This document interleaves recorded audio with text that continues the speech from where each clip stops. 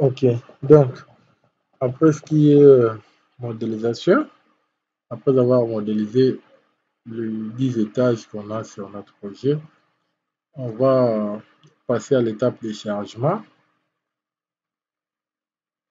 Avant de passer, ce qu'on va faire, c'est la vérification. Donc, je viens là dans vérifier.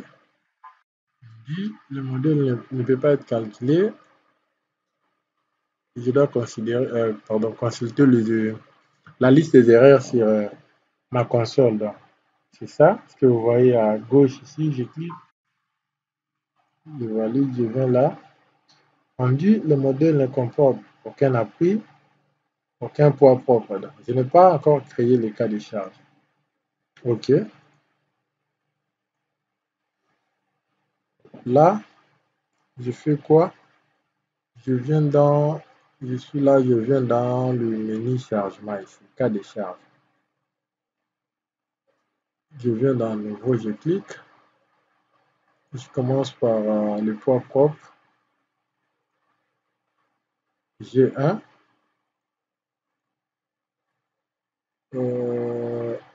G2. Après,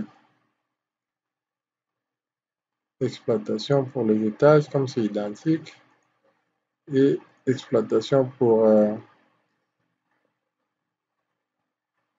la toiture terrasse. Donc, vous voyez que ici, si je clique dans nouveau, il y a moyen de créer des cas de charge roulantes, trafic, dynamique temporelle, accidentelle, température et autres cas de charge. Ici, je peux venir créer aussi les cas de vent. Maintenant, qu'est-ce que je dois faire ici après avoir créé mes cas de charge? Je viens G1, c'est le poids propre. Parce que si je vérifie, vous allez voir que là, je n'ai plus le message. Ici, on dit l'avertissement. Le cas de charge ne contient pas de valeur parce qu'on n'a pas défini, OK. Je viens là, je vais mettre d'abord je vais commencer par charger mes étages qui rentrent. Qu'est-ce que je vais faire? Je viens d'abord, je prends le niveau rez-de-chaussée, la dalle. Je prends GD, je peux cliquer, clic droit, je viens dans charge sélection. Ici, j'ai le menu qui sort. Cas de charge, c'est le numéro D, c'est ce que j'ai là-bas. Et option comme repère, je vais prendre ça, je viens, c'est suivant Z. Parce que l'axe Z, c'est ça par rapport à mes coordonnées. Je viens, je mets la valeur de moins 3,5 kN. Parce que sur le niveau rez-de-chaussée, il y aura aussi des supermarchés ou quoi. Je vais valider. Là, je ne vois pas. C'est ça.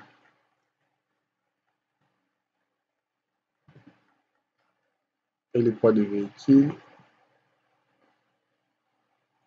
que je vais mettre comme qui là. Je viens.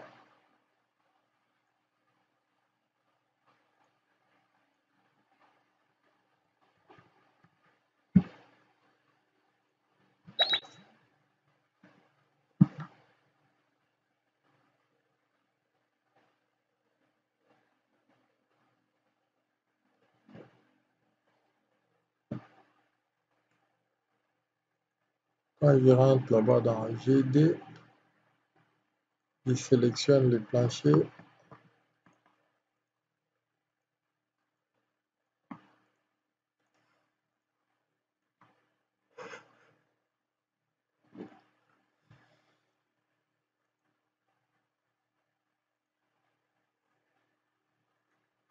Là-bas, la charge permanente, je vais mettre moins 2,5 comme cloisonnement.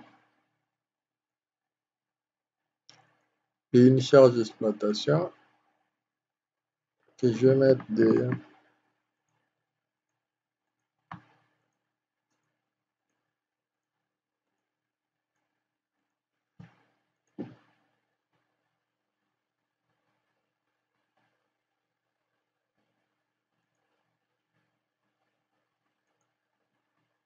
de 2 kN.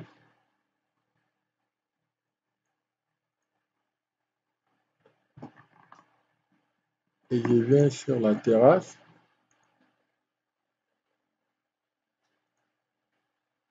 Je prends G1 au niveau de la terrasse.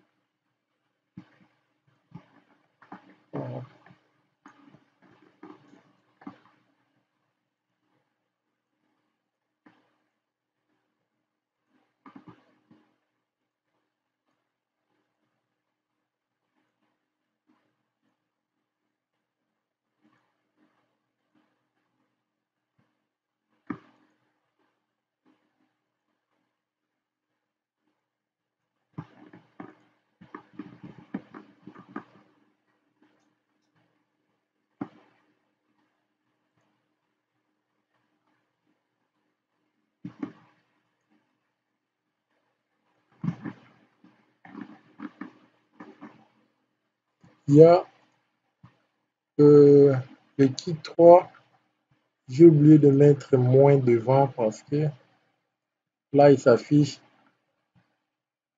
Vous voyez que il est, j'ai inversé en fait.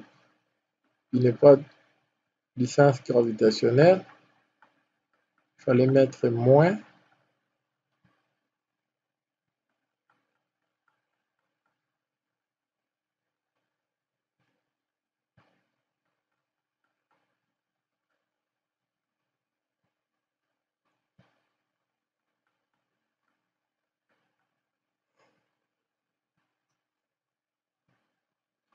Je viens tout simplement là-bas. Je mets moins. Je valide. Voilà, il tourne. OK. Là, j'ai créé mes cas de charge. Je devais créer les cas de vent. Mais mon problème est que je pouvais prendre des parois ici. Maintenant, le problème ici est que la machine que j'ai, si je simulais encore les cas de vent, ça va pas me permettre de réussir à lancer les calculs. Parce que là, je ne travaille pas avec l'ordinateur fixe. J'ai un PC qui n'a pas la capacité de... Je ne sais pas d'abord si on va réussir à calculer ici, soit si on enlevait le modèle de cette machine pour amener dans l'autre.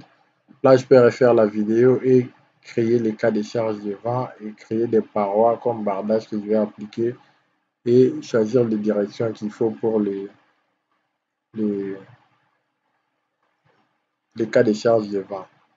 Pour ça, l'essentiel ici ou l'idéal ici, c'est de vous montrer là où il fallait aller sélectionner les cas de charge, créer les cas de charge, tout ce que vous avez ici, et comment il fallait appliquer sur chaque élément. De là, ce que je peux faire, c'est créer maintenant des combinaisons. Pour créer des combinaisons, c'est tout simple. Je viens là, dans combinaison, je clique. À partir de là, ce que je vais faire, je viens dans combinaison détaillée. Je prends simplifier. OK. Il a sélectionné les cas qu'il faut pour LI et LS et les coefficients sont là. Je vais générer. Je valide. Voilà, il va créer des combinaisons automatiques par rapport à tous mes cas de charge que j'ai. Et je vais valider. Maintenant, qu'est-ce que je dois faire? Je dois maintenant définir l'appui. On fait le radier général. Je rentre en projection.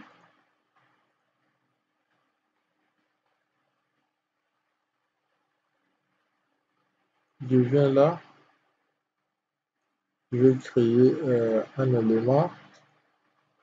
Je mets d'abord 1 mètre.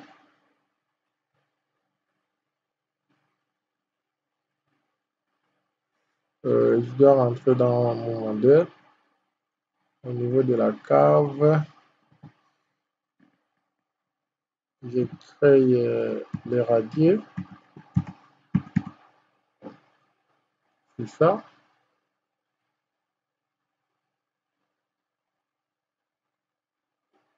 Quand je viens,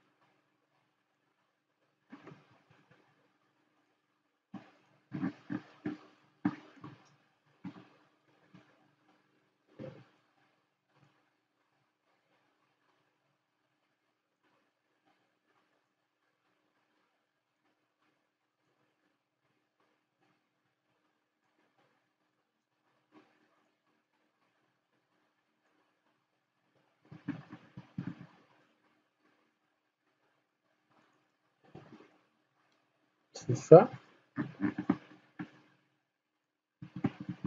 Je vais maintenant définir la couche surfacique. Je prends élastique.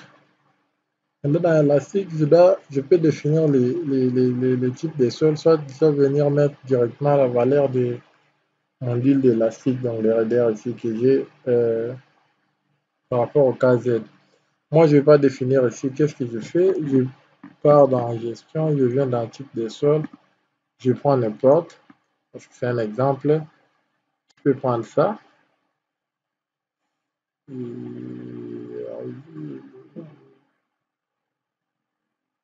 peux prendre l'argile solide. Je passe dans zone, je viens créer cette zone que je vais appeler radier. Le type de sol, argile solide, avec tous ces caractéristiques. Je fais OK.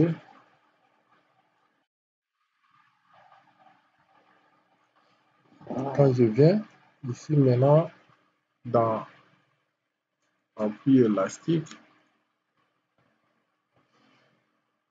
je viens ici, je vais en automatique, je vais aller chercher, c'est ça,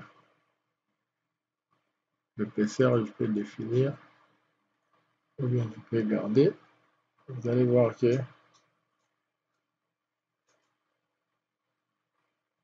c'est ça que j'ai défini comme type de sol.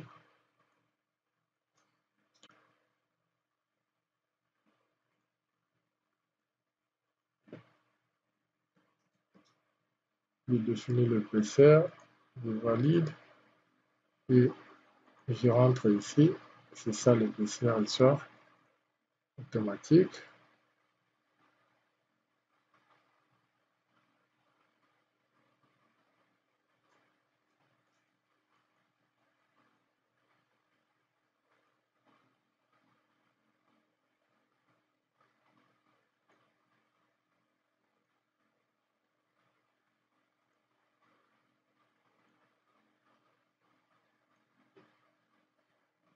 C'est ça.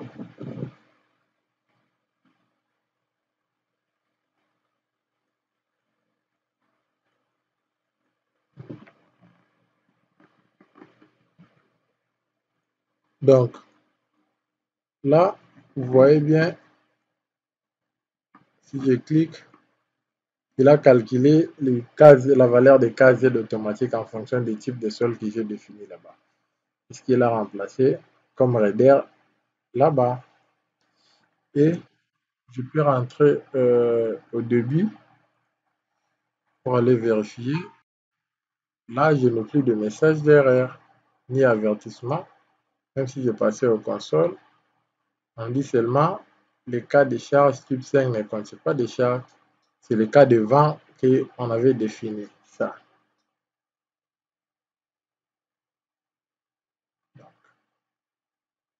Là, je peux rentrer dans le menu analyse.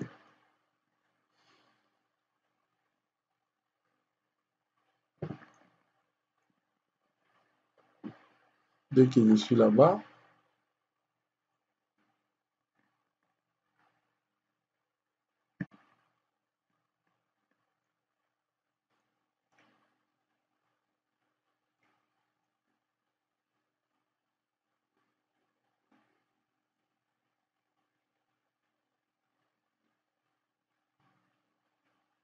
dès que je viens là, je peux lancer les calculs.